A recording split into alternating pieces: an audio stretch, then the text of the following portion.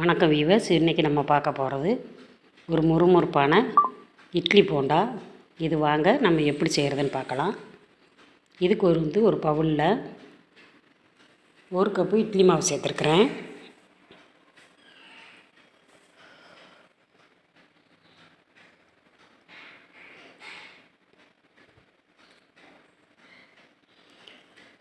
ஒரு கப்பு மைதா மாவு, 1/4 கப்பு ரவை, ஒரு 4 பச்சை மிளகா பொடியாக கட் பண்ணது, கருவேப்பிலை கொத்தமல்லி தழை கொஞ்சம் கட் பண்ணது, 2 பெரிய வெங்காயம் பொடி பொடியாக கட் பண்ணி அதையும் சேர்த்துக்கலாம். ஒரு 1/4 டீஸ்பூன் பெருங்காயத்தூள், தேவையான அளவு உப்பு சேர்த்துக்கிடுவோம்.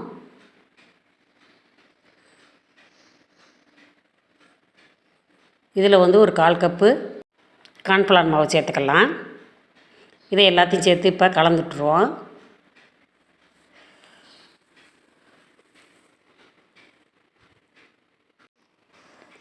இதில் 1/4 டீஸ்பூன் சோடா மாவு சேர்த்துக்கிட்டு கொஞ்சம் தண்ணி சேர்த்து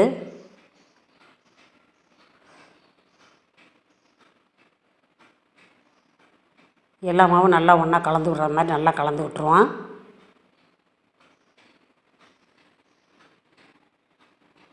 இந்த மாதிரி கலந்து எடுத்துகிட்டு ஒரு 10 நிமிஷம் மாவு அப்படியே மூடி வச்சிடலாம்.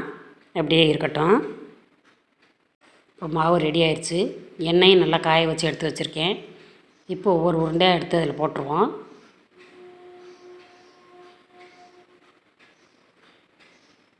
பாருங்கள், நல்லா உப்பி வந்திருக்கு பாருங்கள். ஒரு 2 நிமிஷம் இப்படியே 2 தடவை பரட்டி விட்ருவோம். அடுப்பை மீடியமாக வச்சுக்கோங்க. இப்போ கலர் சேஞ்ச் ஆனோன்னா நம்ம எடுத்துடலாம்.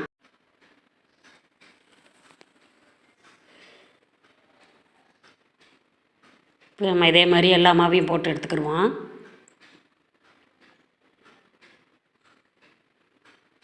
நம்ம மாவு போடும்போதே நல்லா எம்பி வருது பாருங்கள்.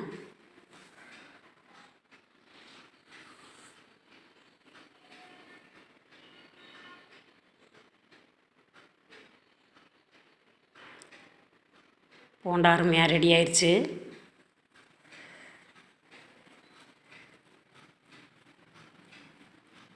இதில் நம்ம தேங்காய் சட்னியோட பரிமாறினோம்னா நல்லா டேஸ்டியாக இருக்கும். இந்த மாதிரி நீங்களும் செஞ்சு பாருங்கள். பாருங்கள், போண்டா நல்லா எண்ணெயும் குடிக்காமல் நல்லா சாஃப்டாக இருக்குது.